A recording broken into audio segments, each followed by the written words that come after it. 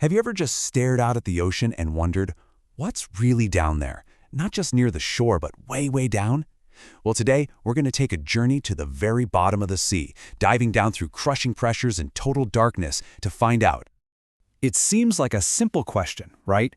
But the answer is, well, it's pretty mind-boggling.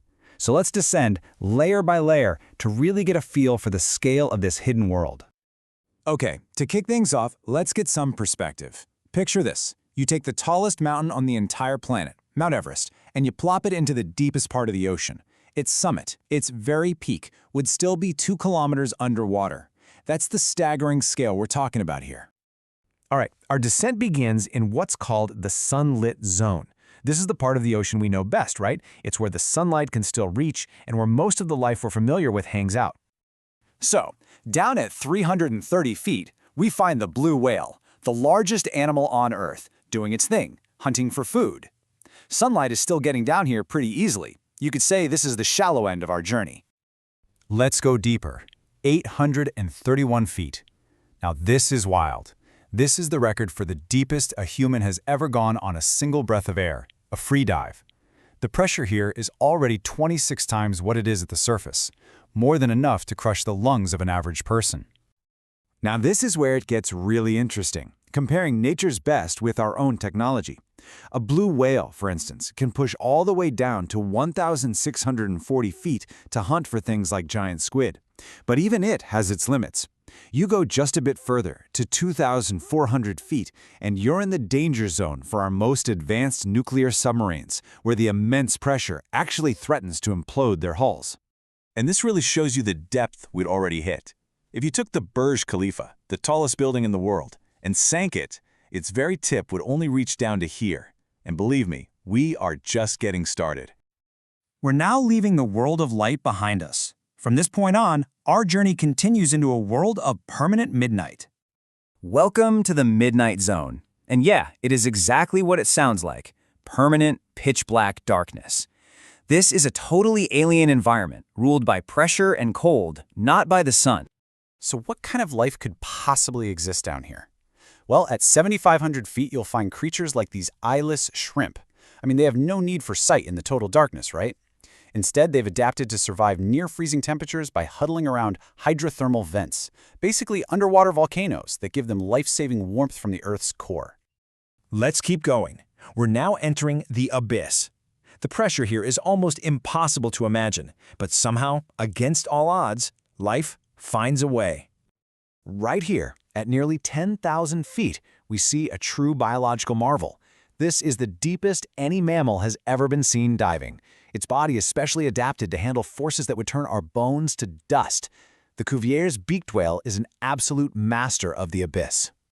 And just a little bit further down, at 12,500 feet, we arrive at a famous silent monument, the final resting place of the RMS Titanic. Let's just pause here for a second and think about the pressure.